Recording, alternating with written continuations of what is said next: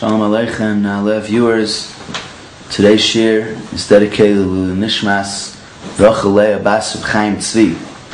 Continuing in the Gemara Brachot, in the second parak of Brachot on Daf Yud Gimel Amud Aleph, we're in the middle of the sugya, the first sugya of the Gemara. The Gemara is discussing the issue that the first din in the Mishnah states that if an individual was reading from a Sefer Torah and he read the paragraphs of Shema with kavana, im kivein libai, if he had intention, yotza, he fulfills his obligation, implying that in like kivein libai, Mishnah states, and it implies from the language of the Mishnah, if he had intention, he fulfills his obligation, that had he not had intention, he doesn't fulfill his obligation. So the Gemara was medayik, the first line of the sugya in the Gemara says, Shema mino, we can infer from here, mitzvahs tzrichas kavana, we can infer from here that mitzvahs require intention. In order to fulfill a mitzvah, a person has to perform the mitzvah, he has to do the action of the mitzvah in a mindset, with the intention that I am currently doing a mitzvah, I'm doing this l'shem mitzvah, doing this for the purpose of fulfilling a mitzvah, and only then does he perform the mitzvah.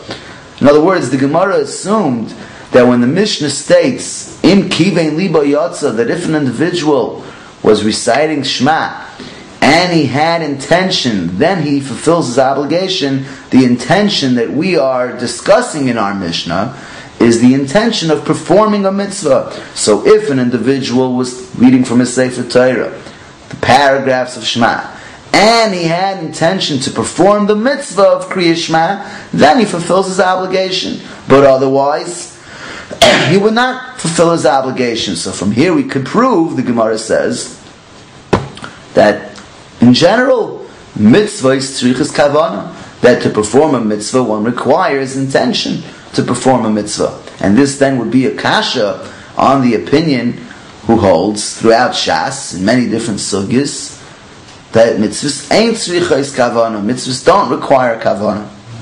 So the Gemara answers, says the Gemara, Mayim kivein libai, what does it mean in our Mishnah? If he had intention, then he fulfills his obligation. Likros, it means if he had the intention of reading, then he fulfills his obligation. But in fact, there is no requirement to have intention to perform a mitzvah in order to fulfill a mitzvah. Says the Gemara, Likros, to read, he has to read. Hakoreh, he is reading. The Mishnah says, Hakoreh bat Torah. We're clearly talking about a person who was reading from the Torah. So what does it mean he has to have intention to read? He's reading. So the Gemara answers, Bekoire lahagia. This is to exclude an individual who's reading from the Sefer Torah in order to edit, to proofread the Sefer Torah. Such an individual doesn't fulfill his obligation. So we saw in the previous shiur, at the end of the previous shiur, that there's a machlokes between Rashi and Tosfos how to explain the Gemara. What does it mean, Bekoire lahagia? Rashi learns, Bekoire lahagia, that if an individual was reading from the Sefer Torah merely with the intention of proofreading, and he happened to read the paragraphs of Shema, but he wasn't reading the paragraphs of Kriya Shema with the intention of reading the Shema, of reciting the Shema, he doesn't fulfill his obligation because, as we explained, he's considered a misasek. He's considered an individual who is unwittingly doing an action. He lacks the requisite level of knowledge, of intention, according to Rashi actually, that would connect the action to him. It's not considered his action. This is the apparent approach to explain Rashi. That's how many Achronim understand Pshat in Rashi. And it seems that that's the correct Pshat in Rashi from Rabbi Yoina. Rabbi Yoina, here in the beginning of the parak, the first Rabbi Yoina, it's on Daf Zayin Amud Aleph Bedapi Orif.